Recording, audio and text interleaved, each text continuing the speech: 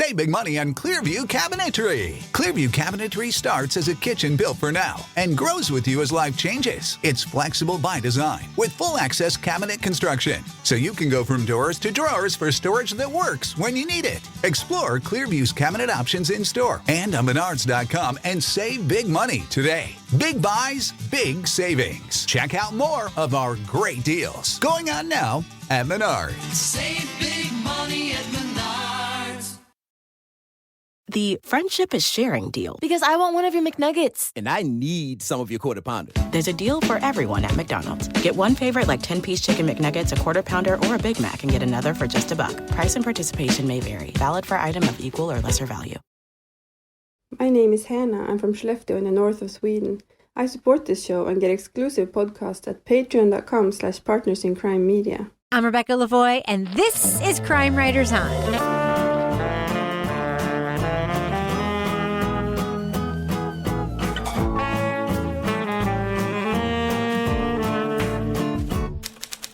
Crime Writers On is the original. It's a rerun today.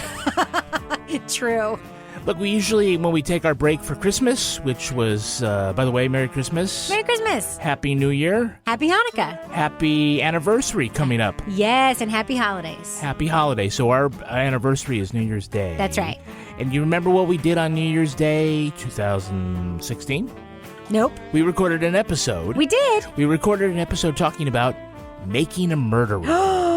For reals? The For real. original season 1 of Making a Murderer? Yes. What did we say about it? I don't even remember. It was really good, really smart. I thought this was a good one. Yeah, this episode's been around, but you know how long it's going to take you to scroll through all of our past episodes in 2016. True. So here it is, and Brendan didn't do it. Yeah, Spoiler alert. I think we figured that out then. But you know how you started the episode? How? With the first appearance of True Crime Cello.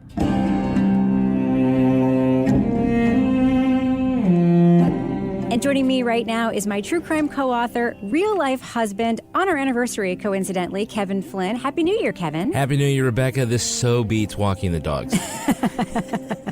Also joining us in the studio today is journalist, true crime author, former defense investigator, and coolest of all, licensed private investigator, Lara Bricker. Welcome back, Lara. Thank you. I'm so glad I have you guys to thank for getting my Wi-Fi upgraded. Also joining us is noir novelist and contrarian to the stars, Toby Ball. Happy New Year to you, Toby. Happy anniversary. Okay, well, what I want to do to kick off our discussion of Making a Murderer today is play a voice memo that we received from a listener named Richard, who sent this along. Let's just go ahead and listen to that, and then we will talk about Making a Murderer right after we hear this. I have been obsessed with Making a Murderer on Netflix, watched every episode, and I'm just appalled at the justice system. I'm appalled at the personal feelings of people outweighing evidence. It's insane. It's crazy. It makes me so upset. One of the quotes from the show is, "Why would someone who is innocent and did not commit a crime confess to committing a crime?" Well, we know that this happens all the time. And it's just crazy that people are so naive to that coerced testimony, coerced confessions happen all the time. Anyway. Love the show. Loved Making a Murder, but hated it too. Love, hate. Love to hate it. Hate to love it. All right, so that pretty much, I think, sums up what a lot of the reaction to Making a Murderer has been. This was actually a 10-part documentary. Last summer, we talked about another long documentary. You might remember The Staircase. This one is quite different in some ways, the same in other ways. Of course, this is the story about Stephen Avery, who was falsely convicted of a rape and then convicted again for this murder along with his nephew. So, Toby, I'm going to start with you. I believe you finished this series, today, this morning? Yeah, so you're fresh off of it? That's right. Yep. What did you think about just the presentation of the documentary? In 10 parts, this true crime story. I'd love just your initial reactions to the format and the presentation of this series. Oh, well, I thought the format was good. You know, they did, like, after each episode, basically left you at a cliffhanger so that you kind of felt compelled to watch the first 5 minutes of the next episode, if nothing else. Yeah, I thought it was very well done. I've got some caveats about the content, but as far as production and just the way the story was told, I thought it was very effective. What did you think, Laura, watching this documentary? I really liked it. The intro sort of reminded me of that show, the theme song for Carnival that used to be on HBO. It's kind of this, I thought the music was a good choice. It took me a little bit of time to get used to sort of the pace of it without a narrator helping you along. That did take a little bit of an adjustment, but once I got used to it, it was fine. And Kevin, what did you think of the series just as a piece of media, the format? Well, first of all, I'm just going to say thank God there was no serial episode this week because people on the internet were screaming, you have to talk about making a murderer. I mean, they're coming at us with pitchforks if this weren't the topic this week. I liked the documentary a lot. I was really into it, midway through. And I did think of like The Staircase and Serial Season 1. I think it's so much more dramatic to feel like you have somebody who is innocent of a crime being wrongly convicted versus putting the bad guy in jail. Like Toby, I do have some caveats about the documentary itself and Stephen Avery's culpability. I think, like everybody, the whole thing with Brendan Dassey, I have, I'm much more concerned about that. But excellent documentary. I think people are just going to start subscribing to Netflix for 1 month so they can see this. Two things about the style I want to comment on. One is, a lot of people have been commenting that the music is reminiscent of the music from Game of Thrones also, which it is, and I was actually playing them side by side this morning. It's in the same key as the Game of Thrones theme. He uses a cello as his lead instrument like Game of Thrones, and the end of it is almost identical to the final chord of Game of Thrones. You can actually play this theme at the same time of the Game of Thrones theme and kind of match them up a little bit because the chord progression is the same. So there's that. The other thing that I really thought was interesting stylistically about this documentary, something that you kept pointing out, Kevin, was the way they incorporated present day drone B-roll over all of this. Like it was, so you would see these courtroom scenes from like the early 2000s and then, and then it would be like, okay, we need a shot of the drone flying over the city in winter. We need a drone flying over the city in the summer. We need a drone flying over this. And it was just really clever the way that they stitched that footage together. They have like 10 years worth of audio. They need a lot of B-roll because there's so much like audio from telephones and things like this that visually you need something for that. And I think actually the way it worked the best, I think, is flying over the auto yard, the Avery property. Right. When you see how big that is, that looks like a parking lot from Disney World. And when you talk about, we found the RAV4 in 10 minutes in the middle of this, it looks like a decayed post-apocalyptic Disney World parking lot. Well, it also said a lot about, the financial status of this family. That all seem to live in trailers on the same piece of land. Right. At the same time, though, I think that there are some questions there, too. And let's start there. Let's start with the Avery family, because one of the things that we hear at the beginning of the series, and Toby, I'll direct this to you first, is we hear a little bit about that there's something about that family, that people sort of have it out for them. And we hear like a little bit about, the feud between Avery and his cousin, who accused him of, being naked on the lawn and, in his underwear, and he doesn't even own underwear, like that whole weird thing. But there was this little bit of exposition at the beginning about how this were sort of like a community of educated farm people, and then there were the Averys, and they're sort of being cast that way. Toby, was it clear to you why this family, was sort of being portrayed as like a target for people in the community? In some ways, I kind of understood, as far as having been a high school teacher for a year, and sometimes, in these small towns, like everybody knows everybody else, and families get reputations and things like that. And the Averys, or at least portrayed this documentary as being both kind of poor and also seemingly somewhat removed from the rest of the community. Like they really do. They sort of live in this compound. It's not hard to see them as sort of outsiders within their own sort of small town. I don't think that they were very clear on the dynamics within the family, with all the extended family, right? Except for in episode 1, trying to explain the motivation behind the rape accusation. I think they did a really good job, and visually they had sort of like the tree with here's this photo, and this person is this cousin is married to this sheriff, and that was pretty good. And I think just episode 1 as a standalone could have been a very great documentary. But I don't think, other than the motivation about this sheriff is in the lawsuit, and the insurance for the county is only going to pay so much, I don't think they really played out other than the financial thing, what the motivations of law enforcement was. And I thought we kind of lost because it seems like the evidence points to somebody who lives on that property is the killer, and we don't really know a lot about the other people, beyond episode 1. Right. Well, we will get into that in just a couple of minutes. Laura, I'm curious about the rape case. And I think that what was very interesting was that we heard some things about Stephen Avery. A lot of them were things he said, in his interviews that wouldn't necessarily paint him as a sympathetic character. We heard that he had this incident with a cat, which, if you look around a little bit, it seems like he poured oil on a cat and set a cat on fire at one point, and he went to prison for it. We heard about, some sort of tumultuous stuff within his family. But then you sort of see how the rape case plays out. You see all of these really kind of powerful people on his side when he's exonerated, like state legislators and so forth. Do you think it was effective, that turnaround, making him a sympathetic character that you could, really get on board with supporting? I didn't find myself as sympathetic toward him as perhaps some other people.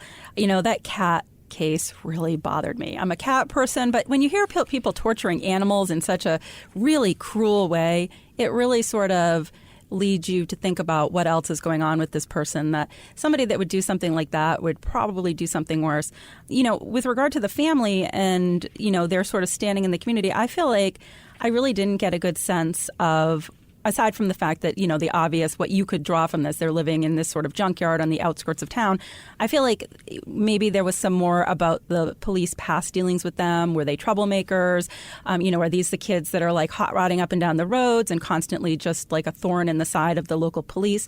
That would have helped me understand a little bit more why there was such a slant against this family. The only thing that came out was just a tiny sliver, and I think it was in the last episode when they have the appeal, one of the appeals, and Michael O'Kelly, who was the defense investigator, was on the stand. Don't get Laura started on that guy. Yeah, I know, we're going to get into that. And he's reading some email that I think he wrote to Kaczynski, the first lawyer for Brendan, and talking about how this is a family tree with one branch, and sort of that whole, that's the first time we sort of hear how people outside the family within the community view the Averys, or at least some do. At the very end, it's sort of the only thing that sort of comes up is you can see, why would they do this, other than the lawsuit?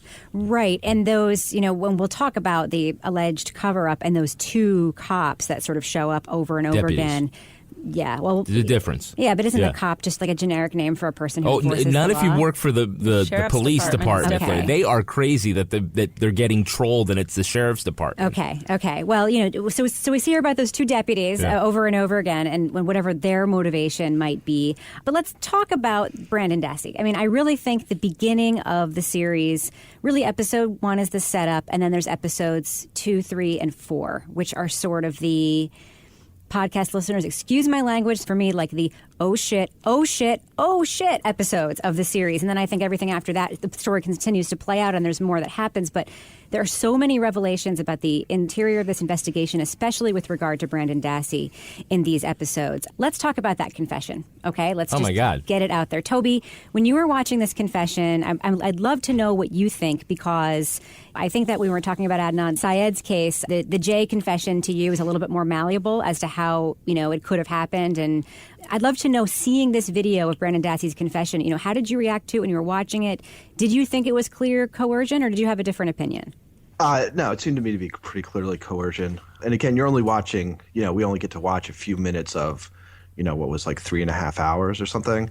But it was frustrating to me in that it seems like any responsible adult, and an adult who was, kind of tasked with dealing with the public a lot, wouldn't be able to see him and his limitations for what they were and not try to exploit them, And I sort of felt, he's in there without a lawyer. He's in there without his mother. He clearly, he's not strong on thinking on his feet.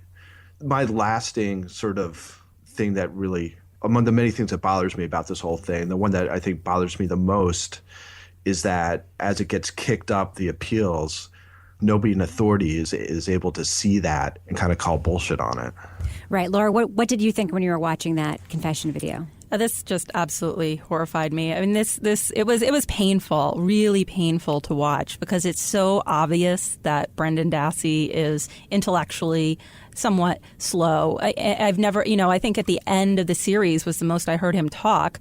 It was just painful to watch these people take advantage of him in the way that they did and to get away with it. And like Toby said, for nobody besides the people that took on his appeal to be as horrified by this treatment really left me with some questions as to the state of the criminal justice system out there. I felt the same way about the same questions that I had, and the questions that I had about, even the jury watching that tape, although the parts that were excluded that the jury didn't see, that we sort of saw in the subtitles, they didn't see him telling his mother that he didn't understand what it was that had happened. And, one of the things that strikes me over and over again with Brandon Dassey, but also with Stephen Avery to an extent, sort of getting back to that sympathetic bent, is that, they talked about Stephen Avery also having an IQ of, 70? 70. Yeah. And the ease with which he answers questions no or I don't know, it strikes me that neither one of these guys has the quick-wittedness to tell a clever lie like, no, I don't know what direction the car was parked in because I'm not the one who parked it. Like, that's a kind of a sophisticated, thoughtful lie that I don't know if they have the wit to tell. What were you going to say about that? Well, about the confession, when I think of the narrative of the entire series, there's no voiceover, there's no narrator, and we're directed by, these on-screen paragraphs to point out what's happening or what's important. But with this videotape of the confession, it was set up perfectly by Stephen's lawyer, Strang, that's it. Yeah. He basically says, this is what you're going to see. You're going to see him answering questions, and he's answering everything he possibly can, and he's just trying to do this, and sets it, and that ends up being what you see. You see him just basically guessing, and reminds the viewer that the piece of evidence that nobody knows is that they know that Teresa was shot in the head. And so when he gets fed that line, he just spits it right back. Say it, he says, right? Yeah. The cop said. I'm just going to say it. Yeah. Yeah. Who shot him in the head? He did. Yeah, he keeps saying, what happened to the head? We cut her hair. What happened? He didn't know. And it wasn't like he was just waiting for somebody to tell him and now the jig's up. It was the fact that the lawyer set it up so that we would know exactly what we're seeing and watching that. I mean, really underlined it for us and enraged us. So, Avery's IQ, they said, was 70, and Brendan Dassey was between 69 and 73. So in a lot of states, 70 is considered sort of like the cutoff level for somebody that has a disability that maybe is considered limited. Wisconsin has a different method of how they determine if somebody's IQ is limiting them in these cases, and they have sort of a set of criteria. They don't have a specific number. So it seems like there's a lot of wiggle room and room for interpretation based on whoever's pushing this case forward. And it sort of made me wonder, is this case something that is going to prompt people to maybe take a look at Wisconsin's law with regard to how they assess somebody's intellectual deficits when they're going in a court case? Well, before we talk about the ethics of Brandon's first legal team, which I definitely want to talk about, I remember thinking when I was watching that part of the documentary, wow, when Lara sees this, she's going to lose it. Let's talk about just the stark difference between the lawyers that Stephen Avery has from the beginning of this murder case and what Brendan Dassey is left with. And let's talk about the fact that the difference there is funding, really. Stephen Avery begins this case with some money that he receives in a settlement from the state. So he has this very on it legal team. We saw something similar, and the thing that was so interesting, the reason I compare this to the staircase is that was really looking at a super well-funded legal defense and what happens if you have all the resources in the world. This was sort of a middle-of-the-road, well-funded legal defense, also with lawyers who believed their client, lawyers who have sort of a civil rights background. But that's so frustrating that they couldn't do anything to help Brendan because it was bad for their case potentially to assist a state's witness. And that complicated relationship that Avery's legal team had with the family in talking about Brendan's case. Toby, when you saw these differences between these legal teams, was the poverty, the difference between a funded defense and an unfunded defense, did that stick out for you in terms of being something that, we need to see from outside the justice system? Yeah, well, to me, that was almost the biggest thing about this whole documentary is that really, if you're poor and you can't afford high-priced representation, the odds are so against you. What the state can bring to the case and what your public defender can bring. And you see that a little bit with Stephen Avery's public defender at the very beginning. We have this adversarial system, but in those cases, when you're poor and you can't afford really strong representation, it's not a fair fight in the slightest. And with Brendan, he actually benefited from how high profile the Stephen Avery thing was. I mean, I think that's what got these other lawyers coming to him with either good intentions or bad. You mean in his appeal, right? Well, even at the Brendan Dassey, even at the beginning when Kaczynski comes, right? That's before the appeal. That's his original. Right, that's his original lawyer who with and the only reason why he's involved, it seems pretty clear, is because of the Stephen Avery thing is so high profile that he's like, oh, I'll jump on this Brendan Dassey part of it. Well, I think the big difference between Avery with his money and Dassey without is Dassey could not fire his lawyer. Yeah. If Stephen Avery did not like the tack that his attorneys were taking, he could get rid of him and pay somebody else. There was a hearing about that. But Dassey tried, and the judge said, I will not dismiss him. It wasn't until they pulled the evidence and made the case that Kaczynski wasn't present for that Saturday morning interrogation that finally he was dismissed. Okay, let's talk about that. We know that, Laura Bricker, you were defense investigation for the public defender in Manchester, New Hampshire, correct? Mm-hmm. So we are very fortunate here in New Hampshire. While public defenders across the country are really flailing and flagging in terms of resources, actually a reporter at the station where I work, Emily Corwin, recently did an excellent story about how the public defender system in New Hampshire is actually thriving. It is I don't want to say well-resourced, but well-run, well-staffed department. The data show that people in New Hampshire do get a rigorous defense from public defenders here in the state. A good defense means a good conviction. Well, not necessarily. Well, here. I mean, if you have a solid defense, there are fewer things that a convict can appeal on because they got a solid defense. Correct. Yeah. And also there are a staff of investigators who do their due diligence, and you were one of those investigators. Yes. What did you think when you saw what Kaczynski had his investigator do in basically getting another confession from their client, Brendan Dassey? I can't even. I almost can't even talk about this. It makes me so upset. But I just to say, to reiterate what you were saying, Rebecca, and to piggyback on what Toby was saying, not all public defenders are created equal in different states around the country. And New Hampshire is very lucky. They're very well run. And we had an investigation director who closely oversaw everything that we did. And if you had an ethical question about how you were approaching a case, you would speak with this lawyer and you would make sure you were doing things correctly. This guy, I don't even know, I don't even have words for what he did to this poor young man. Watching this young man whose eyes throughout the entire documentary have this vacant, almost dead expression because he's just so limited. And to see an investigator who's supposed to be helping him go in and essentially act as an agent of the state. And then the part that just threw me through made me, my husband made me turn it off. You can see now I still can't even talk about it. It was when he called the prosecutor's office and sent this poor kid over to talk to them without an attorney. As an investigator, I often went in and met with clients in the jail while they were preparing for trial. And I would say things to them like, I am not going to judge you for what you did. You need to be honest with me so that I can give you the best investigation that I can give you for this case, so that I wasn't going on wild goose chases and things like that. But this guy, and even at the end when he started crying on the witness stand, it made me feel like he had some sort of a personal connection to Teresa's family or something that was motivating him other than his duty to represent his client. He set up that table like a police interrogator would, with the ribbon and all this other stuff.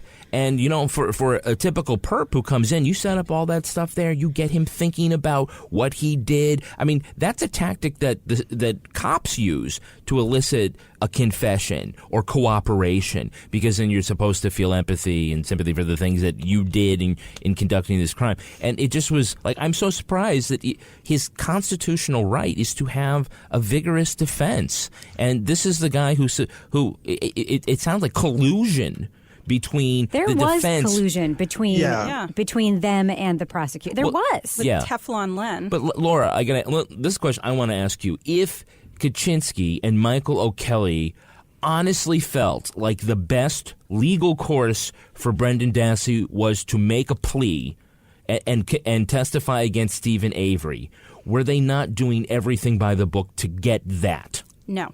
If that was what they thought the best defense should have been in this case, they should have thoroughly investigated all other possible suspects, everything else they could have done in this case. I mean, from what I gathered, that investigator didn't even go out and talk to any of the witnesses or do any sort of background other than take Brendan Dassey in and, beat this out of him.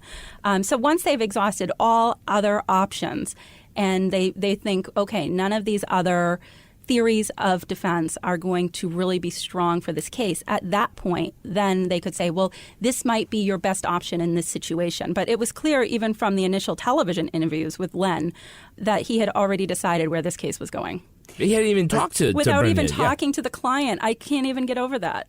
Toby, what were you going to say about this part of the documentary? My sense, when they introduced Kaczynski, they're talking about how he had just lost an election for for a judge. Which, by the way, judgeship. He is now a judge. Well, I heard he wasn't, but yeah, on his Facebook page, which somehow is not set to private, he lists himself as a judge. Well, I think when Kaczynski's introduced, they talk about how he'd lost this election, and my sense from it was that he was angling to get a job with the state somehow, and that part of the way he was going to do this was by delivering Brendan Dassey's confession to help get Steve Avery in jail. I think he just wanted to be involved. I think he just lost this election, and he just seemed so happy to have some attention, to be a player. Yeah, that was how I read him. Well, I was just surprised that he, without hesitation, without any self-examination afterwards, just assumed this guy was guilty. And even if you assume he's guilty, in order to, again, like Laura was saying, if you're really mounting a proper defense, you at least have to check out some other avenues. But, a lot of people, I think, may not have been fairly portrayed. It's really hard for me to figure out how Kaczynski, what other information we could have gotten that would have made him seem at all sort of sympathetic and ethical. He just really does not seem like a good guy. I agree with you, and that's not the kind of thing I would normally go on a limb and say, but that Kaczynski and O'Kelly just seem to not have good motivations behind them. I think that came out in that appeal. We saw that in that hearing. Kaczynski lied on the stand, and then that those appellate attorneys played the tape, of the phone call. It was just he was just lying. He just wasn't truthful about what his motivations were. And it sort of brings, there are so many interesting characters in this story, especially in this legal community, and it really does sort of make you wonder, what is going on in this part of our country. But let's now just pivot for a second to Ken Kratz, our favorite prosecutor in the story, and his behavior around Brendan Dassey's arrest. He gave a news conference in which he laid out what Brendan Dassey had confessed to. This is the taped confession that we saw. He laid it out as if Brendan Dassey had just told him the story. Knocked on the door, walked in. Teresa's shackled to the bed. I was made to rape her. I was made to stab her. I was made to slit her throat. Then we took her out and shot her. Ken Kratz lays this out at a press conference. This is their theory of the case. This is what they're going to prosecute. What about the ethics of laying out that story in a press conference? Have you ever seen, I know the rules of conduct are different in every state. Have you ever seen anything like that before, Kevin? Yes, I have. You got to remember what we're familiar with in New Hampshire. We're the outlier, where the pendulum is all the way at the other end, where prosecutors can't. No, you find out at arraignment time when they say, why should this person get bail or not? That's when the prosecution lays out the case. So, if you think of in the New York State, and I'm sure they were going within the boundaries of what they were allowed to say, because they're getting questions, especially if I'm sure they arrested Brendan within a day or two. I think that they arrest him, and then there was the press conference. So, yeah, they got to put it all together. But, yeah, this was a huge case. This was, the trial was live on local TV for the whole time. Right, but then what he laid out in that press conference wasn't even the theory of the murder that they put out there at trial. Well, it started to fall apart. A lot of holes in that. What did you think of the... They didn't even bring Brendan to testify. Right, well, they could not have done that, right? It's like they knew he would be a terrible witness, not to mention the fact that Stephen Avery had these excellent excellent lawyers. I would have loved to see a cross-examination of Brendan Dassey by Stephen Avery's lawyers. That would have been, for me... You would cheat on me with those lawyers. Oh, I my know God. You would. Oh, that one, the little guy. Oh, Happy anniversary, completely It's your in love with anniversary. that guy. So you get a- I don't know if you guys remember. I was get also your in love free with pass. I was also in love with the lawyer in The Staircase a little bit. Just these people who just have really committed themselves to their clients and just really they believe in what they're doing. They believe in their client. It's very appealing, and it's very appealing to see people who are so good at what they do.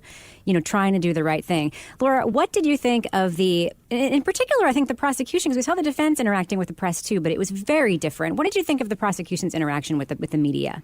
Well, I'm just not used to that level. And like you said, I don't know what the rules are in Wisconsin.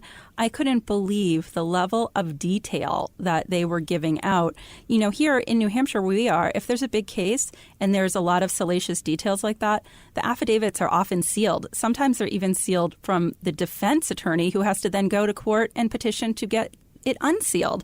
I was just really struck by the level of information overall that was being shared with the media, down to the press conferences that they had every single day during the trial. I've never seen attorneys comment on a judge's ruling directly in the middle of a trial. Most attorneys that I'm familiar with would say something like, you can see what happened in the courtroom. The case is going to play out in the courtroom. No comment. Right.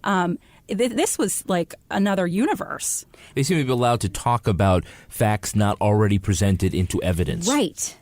It was bizarre. It was bizarre, and there was a lot of, for lack of a better word, what really struck me over and over again, especially around Ken Kratz, and he was a very soft-spoken guy, and there's been a lot of tweets about sort of his little voice, haunting us. His haunting, but there seemed to be a lot of, I don't know, sort of competitive glory chasing in the prosecution of this case in a way that, like, lack of gravitas is the way that I would sort of describe it. We see a lot. No, it strikes at lack of humility in the system. So pompous. Yeah, but there's also a sense that when you see a lot of prosecutors, even prosecutors who you might feel are pursuing a theory of the case that you don't agree with, there is sort of a sense of like, this is my job. I'm pursuing the state's case on behalf of this, on behalf of the victim. There's sort of a sense of dignity around it that really seemed to be missing from this procedure. Toby, did you feel that sort of lack of gravitas, lack of dignity with the way that these prosecutors conducted themselves? Well, I was thinking self-aggrandizement, and I think this gets backed up later in the last episode they show the letter that he sent after he gets kind of busted for those sexts, and he's saying, I did this and I did that, and you're not going to discount what I did on this one. There seemed to be a fair amount of preening and sort of high regard for himself. This is one of the guys who I wonder if he was given really a fair deal by the directors of the documentary. I can't believe that he's as big of a jerk as he comes across. But, the footage they show, he really – if your ideal is that they're trying to find the truth behind a crime, trying to find the right person who did it, that seems to be, fairly low on his priority list based on what you see. It was low on their priority list. It was also one of the things that I found very interesting was the inability for the defense to present an alternative theory of the crime because of potential liability, a third-party liability issue. So, for example, the defense was not allowed to intimate that somebody else might have done it. Laura, no, they could intimate, but they couldn't name somebody. Right. So we wrote about a case, the Ken Carpenter case, in our book Notes on a Killing, in which the defense won a motion that the word murder was not allowed to be used in the trial because it was prejudicial and because there was no body. Because again, the body was burned. Right. It was a similar sort of thing, except that it was the defense sort of who was able to win that. And, the argument was you can't use the word murder because the body is burned beyond recognition. And we're going to argue that the body's never been found. And we're going to argue that this murder wasn't really committed. And so to use the word murder is prejudicial, which is absurd in a murder case. I mean, it was literally, he was on trial for murder and they weren't allowed to use the word murder. And this reminded me of that in a way. And you see the defense team just sort of roll with it. But this was another thing, which was like, what is going on? And it was almost like the reporters in those press conferences were just like, they were sort of surrogates for the audience because they were asking the questions. Did you feel like, Laura, they were asking the questions you would have asked if you'd been there? Yeah. Yeah. I mean, I loved... They were the Greek chorus. I loved that gallery of reporters. I really want to catch up with them and sort of see what their thoughts are. I love the cutaway shot where they're all playing poker. Killing time. Did you ever cover long trials when you were a television reporter, Kevin? Yeah. How did you guys kill the time? I don't. You didn't go far. Yeah. You know, because you just didn't know when something was going to come back. All right. Well, let's talk about. I think that we all, I think, are on the same page with Brandon Dassey. Coerced confession, probably railroaded by the system. Let's switch over to Stephen Avery and let's talk about that case in particular. He was wrongly convicted of the rape. We all agree that he was, correct? I agree. Do you agree, Laura, that he was wrongly convicted of the rape? Yeah, absolutely. Toby, do you agree that he was wrongly convicted of the rape and exonerated? Yeah, I mean... Okay, I'm only asking because in the trial, there were some witnesses who claimed that they didn't believe that he had been exonerated and that he was actually wrongly convicted of the rape. They said it doesn't, just because the DNA evidence doesn't mean he didn't do it. Another interesting character was that DNA scientist lady, the one who reminded me a little bit of Paula Deen. Yeah. Okay, that's a side note there. Let's talk about the case itself. Toby, you sort of hinted at this, and I think this has been the subject of a lot of discussion. This documentary clearly framed the wrongful conviction of an innocent guy, again, is sort of like the theme of the documentary. It was built that way. And I know you had some concerns about that, Toby. Do you want to put those concerns out there? Sure. First of all, I'm pretty sympathetic to that point of view. Like, it seems like they made a strong case for it. But again, and it's similar to the way I felt about Serial to an extent, which is you're getting one side of the story. You're getting the brief for the defense. And there's nothing that's shown from the prosecution that seems especially compelling besides just the basic facts of the case that the defense is then refuting. So I think that was the major flaw.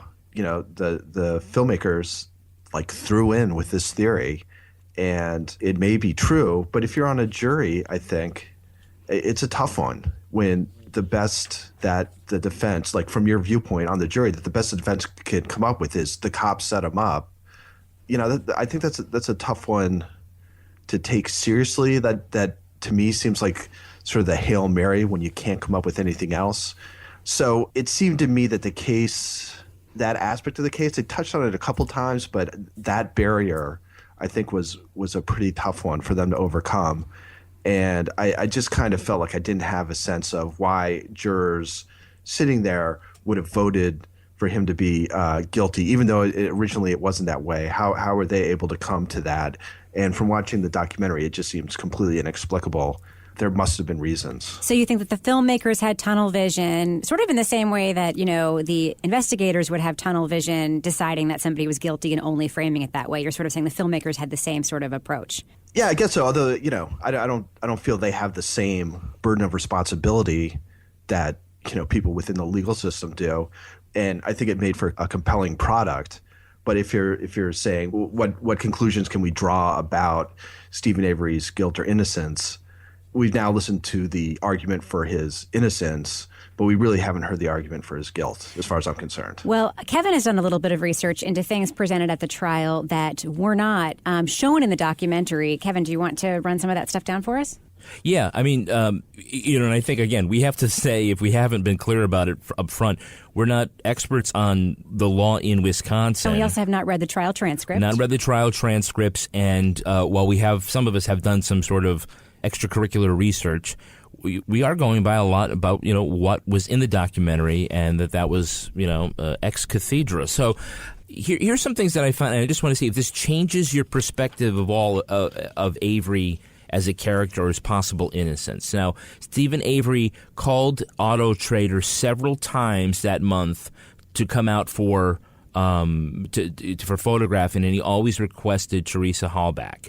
One time he greeted her, he was only wearing a towel and approached her. This little bit of evidence was excluded from the trial because they felt it was inflammatory.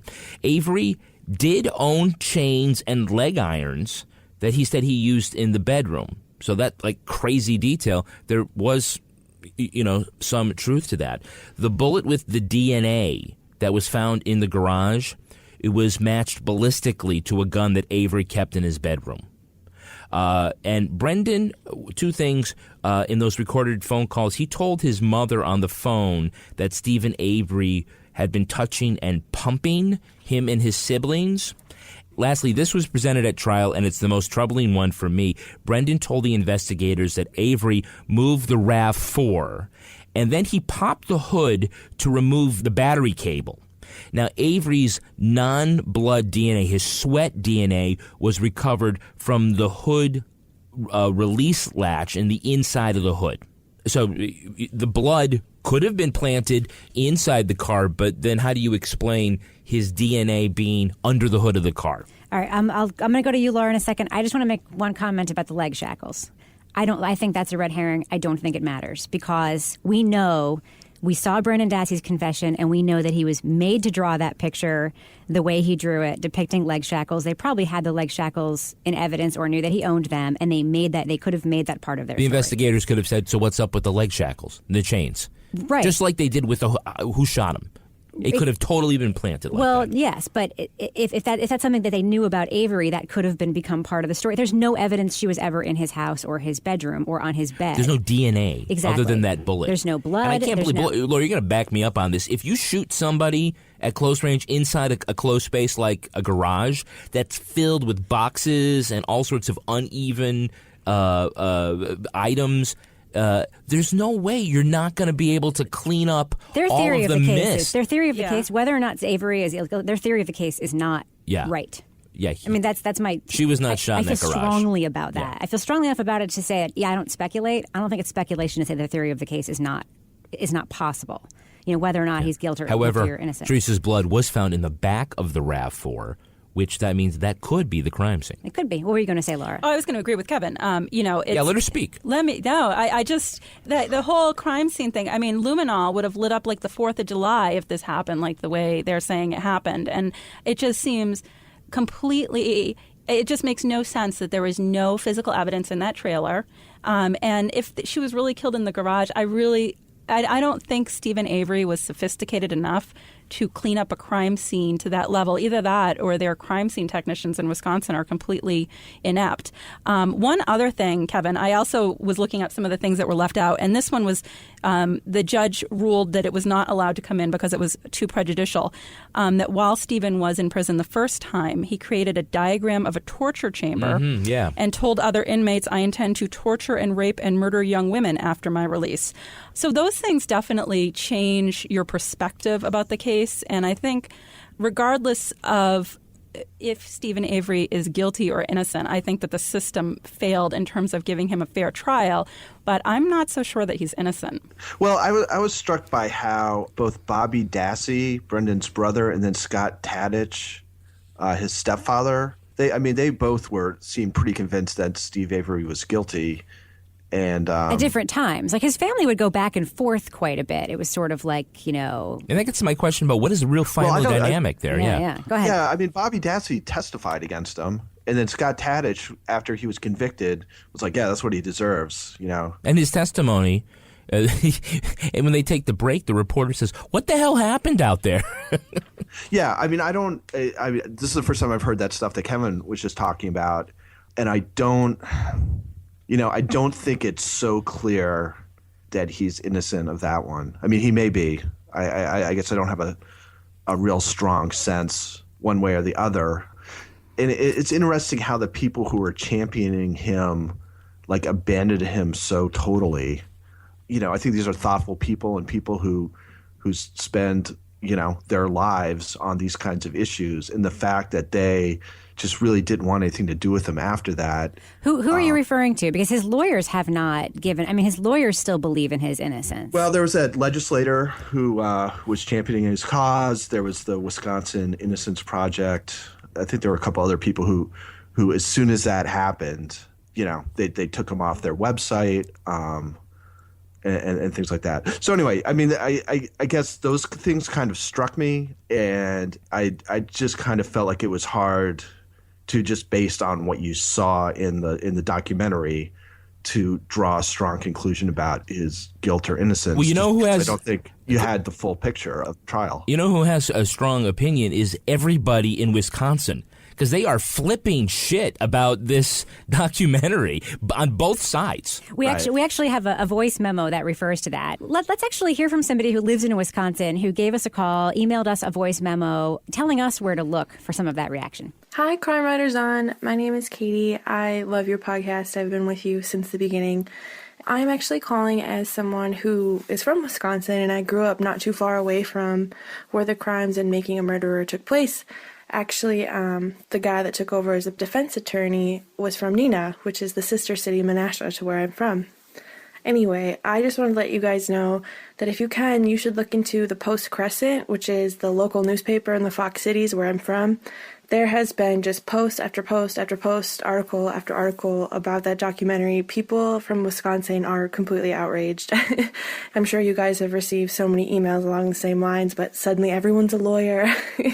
And I've watched the whole thing and I love it. Honestly, I thought it was very provocative and interesting, and I have my own opinions, but I just want to hear yours. But yeah, I just thought I'd give you guys a little tip. If you want to look into the Post-Crescent, you can see exactly how Wisconsinites feel about this, because Wisco is blown up right now with opinions. Now, so Kevin, you actually looked at the website that she suggested that we take a look at, and what did you see there? Yeah, and even better yet, the newspaper's Facebook page, where everybody, you don't have to have a subscription to the newspaper to comment there.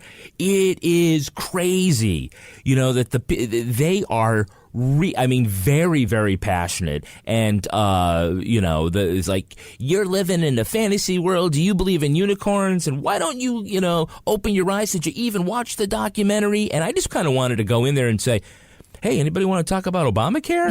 Just because it was just, it really is so nuts. I mean, people feel extremely, very strongly on both sides, and it's very divisive there. It is. One thing that I want to talk about, I just want to talk about these two law enforcement officials, Lank and Colburn, and this idea that whatever their motivations were, that they may have planted evidence to secure a conviction against Stephen Avery. Can we all just agree, just for the sake of this discussion, that whether or not Stephen Avery is innocent or guilty doesn't necessarily exclude the idea that evidence was planted to secure his conviction? Do we all agree that that's possible? That for the sake of argument, I could say, yeah, sure. Okay, so I'm not saying that they did plant the evidence. I'm saying that it could have happened even if he was guilty. Okay, so that's my premise here. There was a huge turning point in this documentary. It's the end of episode 4. I actually got a voice memo from somebody else who just finished that episode and sent us their reaction. I just want to play it for you guys, and then we'll talk about it. This is Travis from Hillsborough, New Hampshire. My wife Dale and I have been watching Making a Murderer, and we're up to episode 4. Because I don't care about spoilers, I looked up the entire case on Wikipedia and skimmed through it just to get an idea of what I was getting into. But after episode 4, what the fucking fuck is going on in this town? I mean, you find this evidence that's clearly been tampered with. There's a needle hole in the blood vial. It's clearly been accessed. The only thing I can think about is that the evidence of the evidence being tampered with gets thrown out. But I don't see how that's even possible. It's just incredible to me that this could be so screwed up and this happens to this guy. It's just unbelievable. Just unbelievable, says Travis. Toby, when you got to the end of episode 4 and we had sort of heard, I don't know, I mean, it had been more than intimated that evidence had been planted in this case, and you saw that, that lawyer going to the evidence room, having videotaped that the evidence box had been tampered with, opening the evidence box, pulling out the vial of blood, the needle hole on the vial of blood. Do you think that evidence was planted in this case? Do you think that these cops or someone else planted evidence to secure this conviction? I don't know. I mean, it certainly, they make the case for it. Again, I think one of the problems with the documentary is it would have been helpful to hear what did the prosecution have to say about it. I mean, it's basically, it's kind of presented there, but you don't know if Kratz had some explanation or how he impeached that information. So, yeah, I mean, it's a crazy. When I was watching that, I'd be like, this would be a really crappy book of fiction because it's just so far out there. But the fact that it was kind of a jaw dropper. Was your mind blown when you saw that tape? Yeah. I mean, it's one of those, it was blown for a number of reasons. One of which is it seems like there's these different documentaries that just kind of like luck into these crazy stories, And I mean, there's no way the documentarians could have known from the beginning, right, that they were going to run into this, or did they jump on this later? But it's crazy. Like if it was fiction, you'd be like, they couldn't come up with anything more obvious than that. And there it is. It happened. But I don't know if there's an alternative explanation, if at some point they had to like retest the blood and that was the way they got it out. And that was just sort of the way you And there was get no it. documentation or note on the evidence kit that it had been opened on a certain date. Isn't that required, Laura? Isn't that what they would have to do? They said that isn't the way they draw blood. If they wanted to take a sample, would be to pierce the vial top and do that. Yeah. It's not. That's not the way they do it. Well, that's what they said in the documentary. The whole time, it seemed as the though evidence tape should never have been opened. That was a oh shit moment. Yeah, I didn't. The other thing that occurred to me was that it seemed like if this really was a setup by the police, that they were doing it with the assumption that he was going to have a public defender again, that he wasn't going to have the wherewithal to really go after all these little details that kind of pointed to them. If he had just had a public defender who had a bunch of other cases going on, that they just simply wouldn't have had time to go through all these things, and that's when like Lank sort of skulking around the crime scene. He was everywhere, that guy, Lank. He was everywhere. But he must have thought he'd get It's away like with it. Elvis. Because how would they find out about it if they didn't have this huge, he had the money to pay for these people to do all this research. First of all, the prosecution presented no other real explanation that seemed credible as to why there was a hole in this vial. And, when you access evidence as a defense investigator or as the prosecution investigator, there's a log, there's a whole protocol that needs to be followed, which clearly wasn't followed in this case.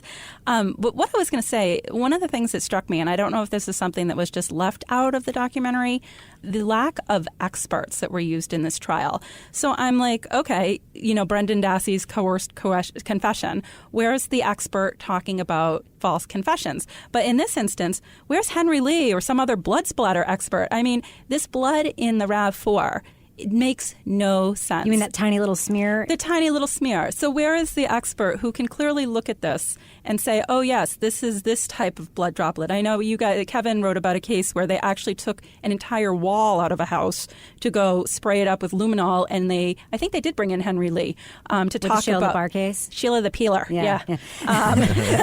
But, the lack of experts, and even if you have a public defender, I don't know how it is in Wisconsin, but here in New Hampshire, if you have a big case like this and you need an expert, you write a motion and petition the court for funds for that expert, and that was not done here. It didn't seem to have been done. It wasn't presented. He had a if it private was done. defense, so you wouldn't have been able to get that. Well, he could have paid for it. Yeah, I think he could have paid for it. I just we don't know. Again, it wasn't in the documentary. But I think relying on this defense that it was just the police planting evidence for the type of people that live in that area, that was a really tough pill to swallow. They needed to present some other sort of theory within that to make this a little more palatable and a little more believable. Some of the other theories I just had to mention. I was on Reddit, not the Facebook page for the newspaper, and Bathrobe Jesus had a big theory on there that it was really all about the junkyard and the people wanted the junkyard land. But, just some sort of theory. I think you have to think like the jurors. And, that was a lot of what I did as a defense investigator. When the attorneys get into the legal aspect of the case, I would be the person who would think like a juror. Now, how is this going to come across? Am I going to believe this? And I think for this particular population, believing that the police that probably are mostly related to half these people, I mean, this is a very small community. Everybody knows everybody. That's something that's going to be hard for them to take in.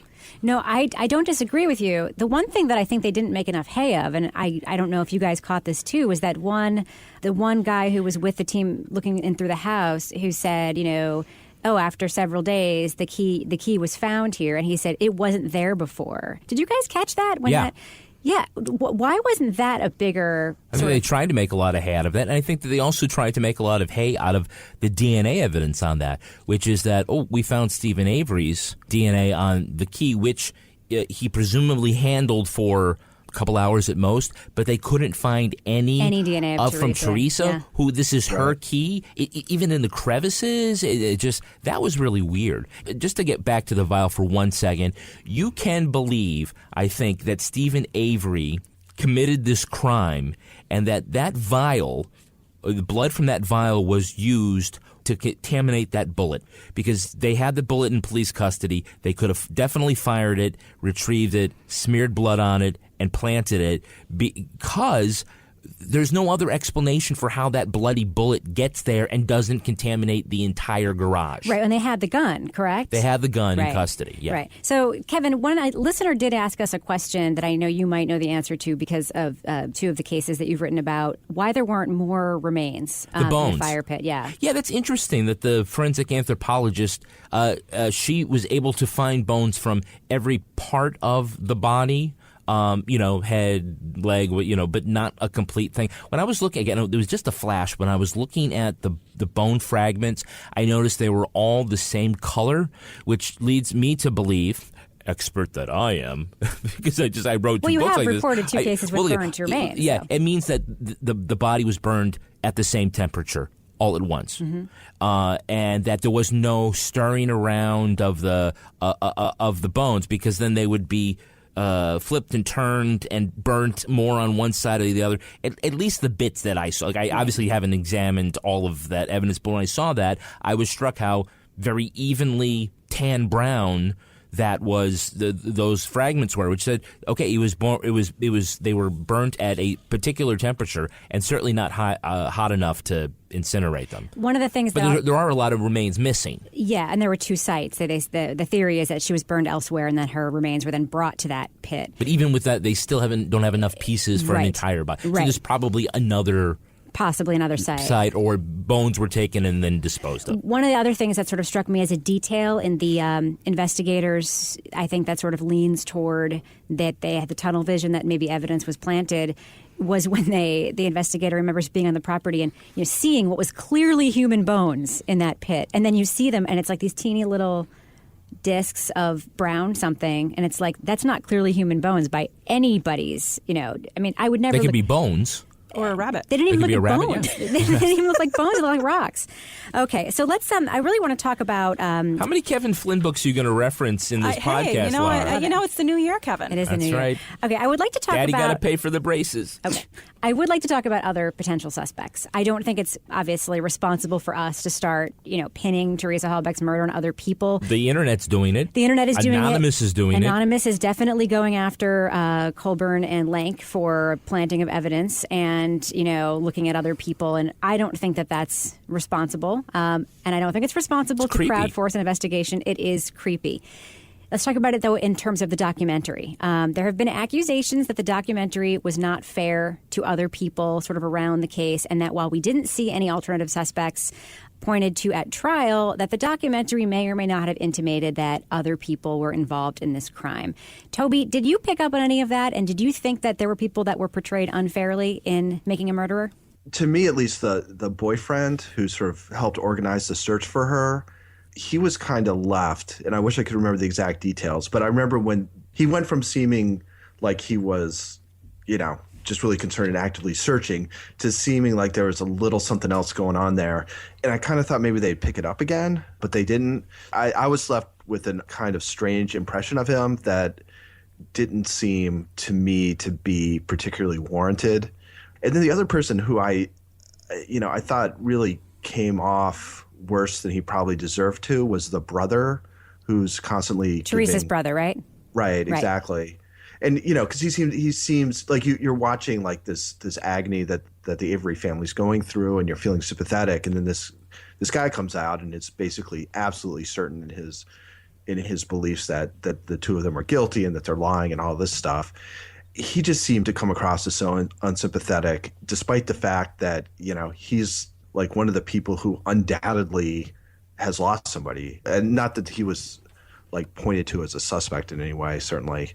But those were two people who, like, if I had been friends of theirs and watched it, I think I would have been pretty upset with the way that they were allowed to be portrayed. Yeah, the boyfriend was interesting, and also the roommate, the male roommate. They were both sort of thrown out there, and then those storylines just sort of weren't picked up, which I think, I agree with you, leaves more questions than it does. I mean, the filmmakers didn't go out of their way to say they weren't a suspect because ... I think the narrative of the documentary suffers because there isn't an alternative suspect presented, because then it leaves you with the idea of saying, okay, if the police are responsible for planting this evidence, then you either have to believe that the police killed her in a very sophisticated, specifically timed event, or then she was killed by somebody close to her and they took advantage of what they thought was, a situation where they could use Avery as a scapegoat. Yeah, right? The victimology is kind of weird when you study that. It's like, well, why Teresa?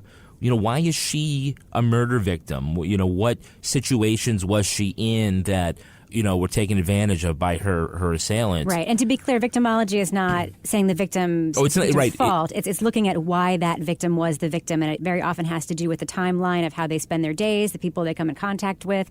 It has to do with, do they fit It's not victim blaming. No, We've talked about, if you're new to the podcast. It's a victim profiling, which is a very common law enforcement technique, which sort of helps lead to, for example, why they always look at people who are close to a victim. Because in the documentary, I think you're left with the impression that Teresa is a stranger who's come out this one time to take photographs of this van. However, what we know in real life is she had been out there several times before, and Avery was obviously fixated on her to some extent. You know what? I don't want to say he was obviously fixated. Auto Trader has photographers. How many of them? Specifically asking for her. Maybe she does a good job. Maybe she does a good job. I mean, I think that it's very easy. But we don't get. But as viewers, we don't get any of that. Right. No. It just looks like she just happened to walk into the junkyard and all of a sudden he's going to kill her. Right. Yeah, I really feel like the character of Teresa could have been explored a little bit more leading up to this. I mean, we had so much about Stephen Avery, so much about Brandon Dassey, so much about poor Stephen Avery's little mother. I really feel like I would have had a better sense of what Teresa walked into had I known a little bit more about her life at that time, aside from just that, she liked to take pictures and things like that. They did drop the ball on the boyfriend. I mean, I found it really odd that he just figured out her password. And I think that was like this big thing they dropped there, and then that was the end of it. Wasn't he an ex-boyfriend as well? Yeah, he was an ex-boyfriend, but he talked to her every day or something. I mean, they made it sound like they were going somewhere with this, and then it just sort of fizzled out. And then the roommate who didn't notice she was missing for a few days or something. Right. I think if we had more affection and care for Teresa, I think it would have created much more conflict so that you are more torn about our two protagonists here, Avery and Dassey. But it's likely the family didn't want to participate, just as we've experienced over and over again with our books. Families of the victims do not generally want to participate in a project that tells the story of the murder and the investigation. They don't. They especially if you get the sense that this is about how this guy didn't kill your loved one. Right. And they did have that video. If nothing else, they had that video that they showed at the end in court where she's talking about how she loves everything. She doesn't hate very much, and she loves her mom and her sisters and stuff. I mean, that was an easy thing they could have shown more often in order to elicit some sympathy for her. But in fact, I mean, who she is almost incidental to the whole story. It's that there was somebody who was murdered, and the fact that it was her in particular doesn't seem to be that critical to the story as it's told. Well, one of the criticisms of the first season of Serial is that Sarah Koenig set up the story initially of it's sort of framed like it's either Adnan or Jay. So you have this sort of sense that there is. It's definitely Adnan or somebody else. Well, I don't necessarily know. We talked about this a bit last week that she does say maybe it's neither one of them at all. I mean, she does. They go into that a little bit with the serial killer theory and different theories, but. For a story like this to work, is it more compelling for an audience, you think, if there are other people to look at and wonder about? And do we sort of create that in our own minds and elevate those alternative suspects for our own viewer satisfaction? Well, they did that with the police primarily as these are the antagonists of the police, and they've got a motive, and they've done this before, and he's been railroaded, and we feel sympathy for him coming out of episode 1, and then when you get to the vial, I mean, Jesus Christ. I mean, you're like, I think when I saw that, you want this story to turn out to be, yes, he's innocent and he wins again. But it's more complicated than that. Is it more complicated because he might be guilty and just was railroaded? And does he deserve to be out if that was the case? I mean, I think that the Constitution says he does, but not everybody feels that way. some people feel like at the end is worth, justifies the means if in fact he's guilty, which I don't think we know. We're not going to Wisconsin anytime soon, No, babe. I have no reason to. So I was going to say what you were saying, think about it like these alternate suspects, think about a traditional mystery that you're reading, and you usually have the beginning and there's one suspect and you're convinced it's that person, and then something, comes out that's not that person. Then you have another suspect. So it keeps you guessing, and I think that might have helped move the narrative along here. Right. What do you think, Toby? Final thoughts about whether or not it would have been more compelling with other suspects, or were the police and the prosecutors enough of bad guys to keep you riveted? Well, I just think it would be kind of ironic for a documentary that was about how somebody was wrongly suspected and kind of dragged through the mud and eventually convicted to then go and just sort of speculate about other people being involved. So, maybe it would have been better for the story, but I just don't see how you do that with, I think it would have been completely inappropriate to take the boyfriend and sort of really cast light on him. Is he a suspect? Why was he doing this? Why was he doing that? That seems to me to be sort of against the spirit in which this documentary supposedly is, which is you should not speculate and then find ways to make that more of a reality than maybe it actually is. So I would have been disappointed if they'd done that, even though it may have been more compelling. Toby, we've now talked about several projects that sort of give us that look into the other side of the justice system, that sort of outside look in at the many, many things that can go wrong. And in this case, I think we can all agree there were many, many things that went really, really wrong. Do you think this is good for America to see this and to have this become such a popular sort of blockbuster pop culture moment? Is this good for us in a way? Yeah, I think definitely. And I think it's even when you take a look at what's going on in that trial and they talk about why would anybody make a false confession? If you're innocent, you don't confess to a crime you didn't do. Again and again and again, that's happened in high enough profile things. And you just think about the things that don't make it to the public knowledge. So I think that's just one example of many things that it's good for people to be aware of. What do you think, Laura? Yeah, I mean, I always say, going on the side with the defense and seeing the other side of the story that people don't really see makes this a lot more gray than when you traditionally think of it as black and white and right and wrong. And you should check out the Innocence Project has a really interesting section on their website about false confessions. And they cite that 1 out of 4 people wrongfully convicted and later exonerated have made a false confession. And they have a whole list of why that happens. So I think this is good because it is shedding light on the entire justice system, and that maybe things aren't quite always as fair as we would hope and expect them to be. Before we wrap up, I would like us to do what we do with episodes of Serial, and I'd like you to give the 10 episodes of Making a Murderer a letter grade. You can base it on sort of how riveted you were. You can base it on the case, base it on anything you'd like, your sort of viewing experience. Kevin, I'm going to start with you. Although I think it is flawed based on the relation between the final narrative and the reality, I'm still going to give it an A. It's very riveting. What do you think, Toby? Yeah, I'm kind of in the B+, A-. I thought it was extremely interesting. I thought it brought up a lot of good things. Again, like Kevin said, it was flawed, but still better than 99% of the stuff that's out there, I think. What do you think, Laura? What grade do you give Making a Murderer? I go B+, A- as well. Okay, I'm going to go with you, Kevin. I know I'm a high grader, but I also say A. We loved watching the show. We loved watching it together, and I think it's an interesting moment for true crime and for true crime TV and for documentaries. So, well, the pendulum, I think, has swung the other way, where people, between Serial and the Jinx and the Staircase and this, people now want to see stories about good people who are going to jail versus catching bad guys and putting them in jail. Right. It's a little more satisfying what we see, I think, on like Discovery ID and so forth in some ways. Yeah. Do you ever meet someone who seems kind of off? Whether it's a creepy neighbor or random phone number that keeps calling you, Truthfinder has you covered. You can search for people by name, address, phone number, email, and more. Truthfinder can be especially helpful for running confidential background checks on anyone you're planning to meet from online dating apps. Go to truthfinder.com/podcasts for a special offer. That's truthfinder.com/podcasts to access your special offer today. Save big money on Clearview Cabinetry. Clearview Cabinetry starts as a kitchen built for now and grows with you as life changes. It's flexible by design with full access cabinet construction, so you can go from doors to drawers for storage that works when you need it. Explore Clearview's cabinet options in store and on Menards.com and save big money today. Big buys, big savings. Check out more of our great deals going on now at Menards. Save big money at Menards. the friendship is sharing deal. Because I want one of your McNuggets. And I need some of your Quarter Pounder. There's a deal for everyone at McDonald's. Get one favorite like 10-piece chicken McNuggets, a Quarter Pounder, or a Big Mac and get another for just $1. Price and participation may vary. Valid for item of equal or lesser value. Okay, so this is a bonus episode, so we have a bonus edition of my favorite segment, The Crime of the Week. America's formerly favorite dad, Bill Cosby, was charged and arraigned, dare I say finally, in Philadelphia for an alleged 2004 sexual assault.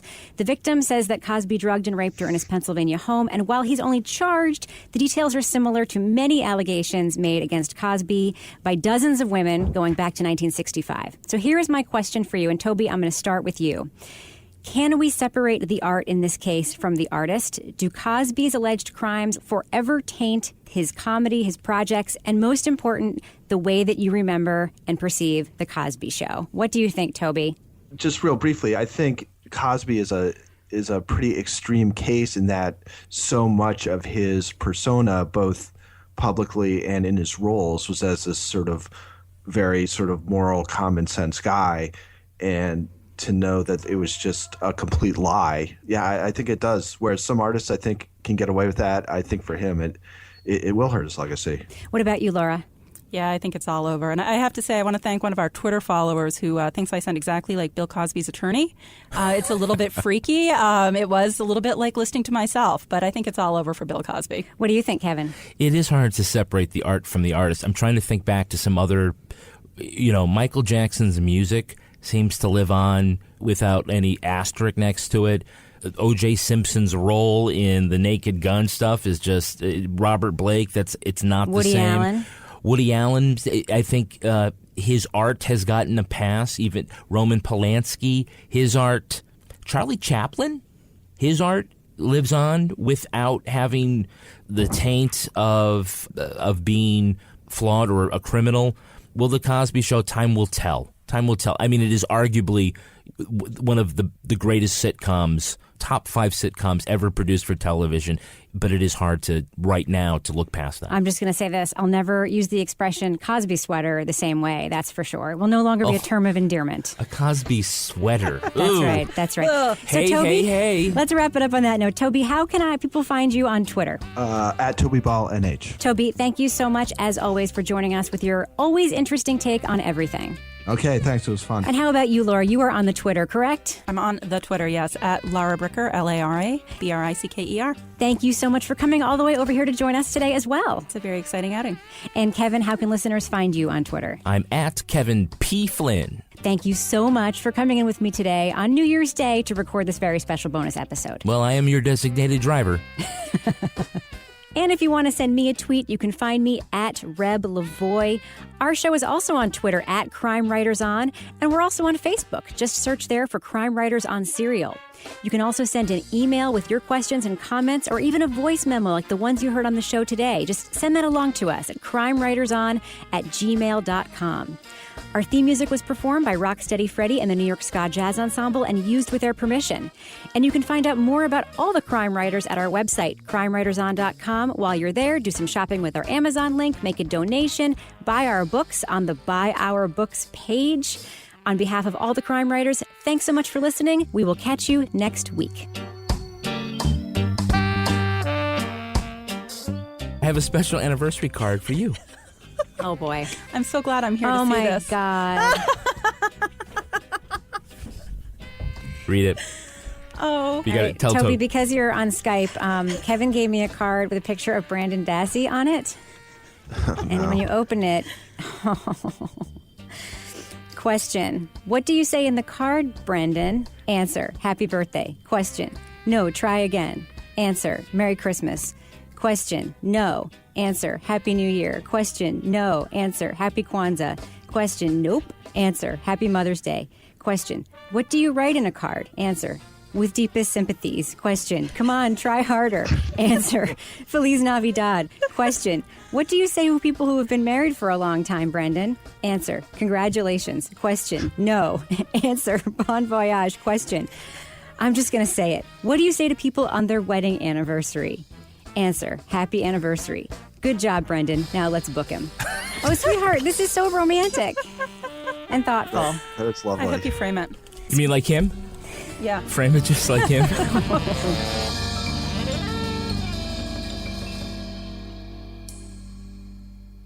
Partners in Crime Media.